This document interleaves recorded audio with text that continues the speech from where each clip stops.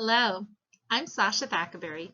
Welcome to the Guide to Everything e-Learning for the Higher Education Administrator. I'm excited to take some time with you to explore the field of e-learning and gain knowledge related to online courses, online programs, and the infrastructure behind both. Higher education itself is moving faster and faster, and the post-traditional learner, for whom online was originally designed, will become the majority of college-going learners within the next few years.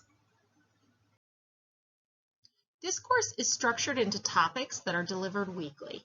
There are weekly projects, typically in multimedia format, along with weekly notes and discussion boards. There will also be synchronous discussions and presentations, but there will be several options for these so that everyone will be able to participate during one of the weekly times. Those will be shared in announcements in advance. Our topics are 1. An introduction to distance learning and the history of distance learning. 2. A holistic look at the field of e-learning. 3. The learning experience. 4. What goes on behind the scenes to make that learning experience happen. 5. The customer experience. 6. What goes on behind the customer experience. And finally, 7. We're bringing all these elements together. There are a few important things that you need to know to be successful in this class.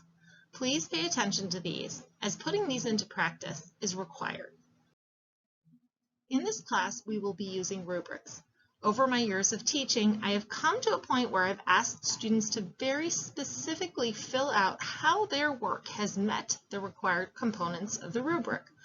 Otherwise, I have found that students sometimes skip critical elements. There is a right way and a wrong way to fill out these rubrics. The right way is to delineate clearly how your assignment has met all of the criteria.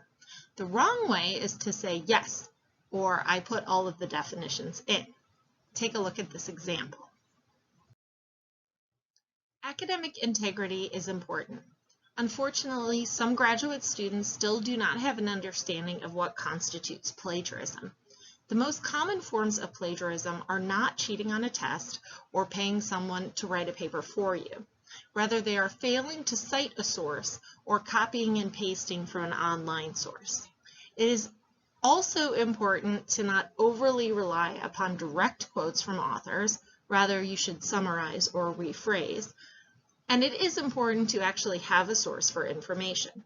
If something is your interpretation, that is fine, but it should be noted as such.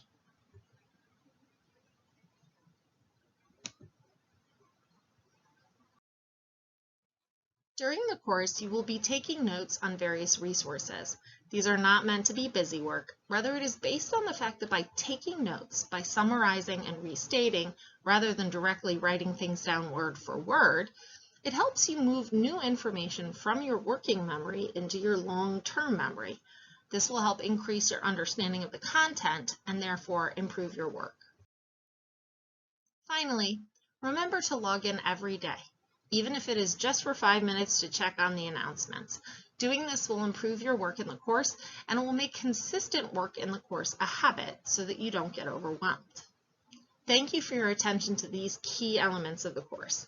I'm looking forward to getting to know all of you and supporting your learning as we take this journey together.